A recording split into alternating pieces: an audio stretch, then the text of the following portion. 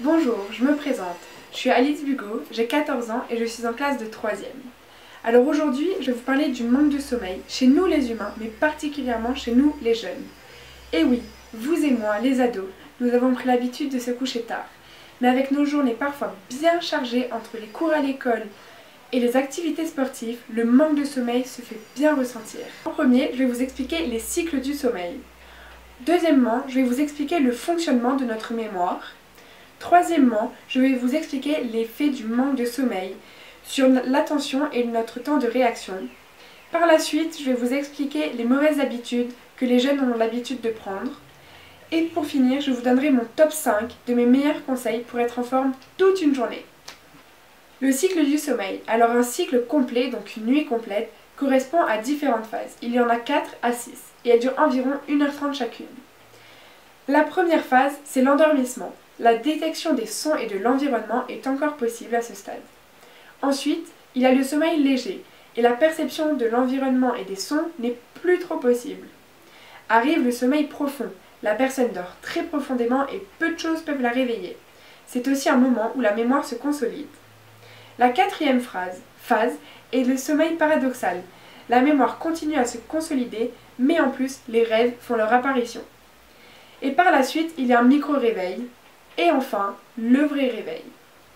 Si nous calculons chacune de ces phases, qui est d'environ 1h30 chacune, une nuit complète doit durer 9 heures, ce qui n'est pas souvent le cas chez les jeunes, car ils s'endorment très tard. Maintenant, je vais vous parler de la consolidation de la mémoire qui est faite en plein milieu de la nuit. Elle se déroule en 3 étapes. La première, l'encodage. Ensuite, le stockage. Et pour finir, la récupération.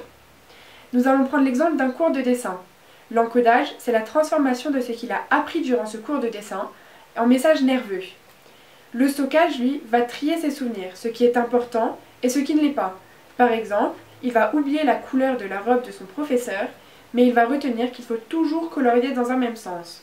Et enfin, la récupération, c'est l'accès aux souvenirs, ce qu'il a mémorisé et ce qu'il a interpellé. Les effets du manque de sommeil nuisent sur l'attention et le temps de réaction. Nous avons calculé qu'après avoir fait une nuit complète, donc de 9 heures, le temps de réaction est environ égal à 400 et le niveau d'attention à 40. Alors plus les nuits sont courtes, plus le temps de réaction augmente et le niveau d'attention diminue. Prenons l'exemple du gardien de but. S'il fait une nuit complète, ses réflexes, son temps de réaction et son niveau d'attention seront complètement normaux. Mais plus son cycle du sommeil est court, moins le gardien sera bon et aura plus de risques de ne pas arrêter le ballon, car il aura un long temps de réaction et un niveau d'attention très bas. C'est le circuit nerveux qui est en jeu à ce moment-là. Les mauvaises habitudes des jeunes. Le saviez-vous que les jeunes de nos jours dorment environ 50 minutes de moins que ceux qui vivaient dans les années 1990 ? Ce qui explique cela, c'est les écrans. Et oui, plus précisément, les lumières bleutées. Les jeunes ont pris l'habitude, avant de se coucher, de regarder des écrans, en regardant des vidéos, en parlant à des amis, les jeux vidéo, regarder les réseaux sociaux, etc.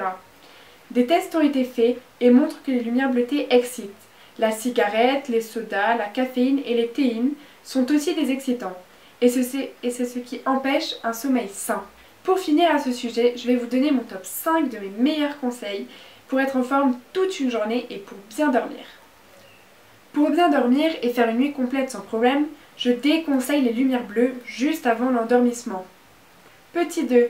Faire une activité physique pendant la journée va vous fatiguer et va vous détendre pour se coucher. Petit 3. Je déconseille fortement les excitants comme le thé, le soda, le café, etc. à partir de 18 heures. Ça va vous permettre de se coucher plus détendu. Petit 4. Si vous avez la possibilité de rester un peu au soleil pendant la journée, cela va vous faire le plus grand bien pour dormir. Et enfin, mon dernier conseil, si vous n'arrivez vraiment pas à dormir, prenez un livre et lisez. Vous verrez, vous allez vous endormir très facilement. Et en plus, c'est mieux que les écrans. Et voilà, je vous ai tout dit de ce qui est du manque de sommeil. Donc j'espère que ça vous a plu, que vous allez appliquer mes petits conseils et qu'à partir de maintenant, plus d'écran avant l'endormissement. Merci!